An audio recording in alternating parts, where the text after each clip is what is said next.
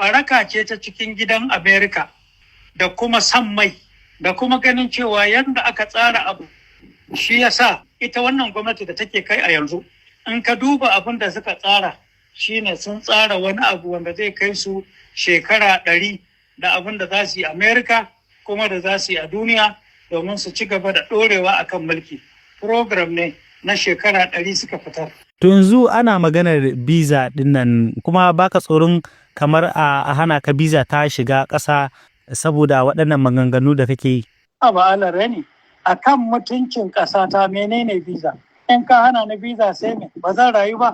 'Yan Najeriya musulmai, shugabannin addinan nan namu, ku zauna ku sake tunani. Ku ba Amerikawa ba ne, ku 'yan Najeriya ne. Idan faɗa ya tashi, ba ku san ko jikokinku ko gidanku ko 'yan uwanku ko ku kanku ku abin zai cimmawa ba. Wannan rashin hankali ne, rashin sani ne, ka yarda wani ya ce, da Allah ga wuta ga fetur, kunna wa ɓangare kaza na gidanka, wutan nan ba za ta zo gidanka ba, saboda akwai ɗan rata tsakanin nan zuwa nan. Duk wanda ya amince haka, na ɗaya ya butulci kansa, na ɗaya ya ci amana da Allah ya bashi na halittarsa da sunansa ɗan Najeriya.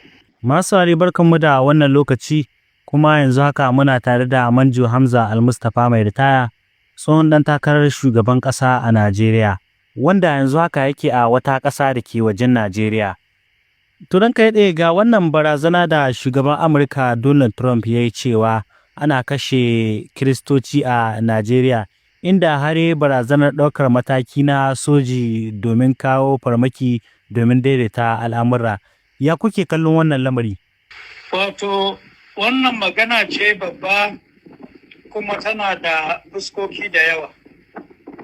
Sai an yi hankali, an duba fuskokin da nazari cikin hankali da san ƙasan nan da kuma jawo hankalin wanda ya kamata kenan shugaban Amerika na yanzu da mutanensa da kuma wanda suke shugabancin Najeriya.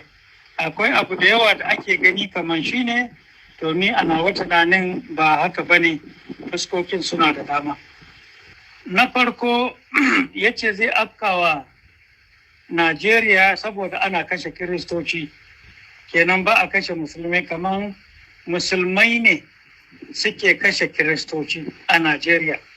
In na fahimci abin da suke nufi, to ba haka ba ne. Mutanenmu musamman wanda suke mulki a yau, ina ganin akwai abu da yawa da ba su fahimta ba, na sanin cewa idan za ka yaƙi mutane ko za ka daƙile wani abu, doka ta ce sai ka faɗi dalili. To dalilin da aka bayar a nan, wanda zai zanto shine dalilin shigowa Najeriya, shine domin doka ko kuma doka ta duniya ko kuma ta kowace ƙasa ta ce abin da kai sai dai a faɗe shi a yi shi kuma cikin doka. To wannan maganar daban, amma abin da ke ƙarƙashin ƙasa daban. Misali abin da 'yan Najeriya ba su yi la'akari da shi ba. Mu faro daga wannan demokradiyya. Lokacin da Jonathan yana kan mulki, sai ake so ta halin kokaka a kore shi, a yi wata haɗaka ta APC da ta zo ta kore shi.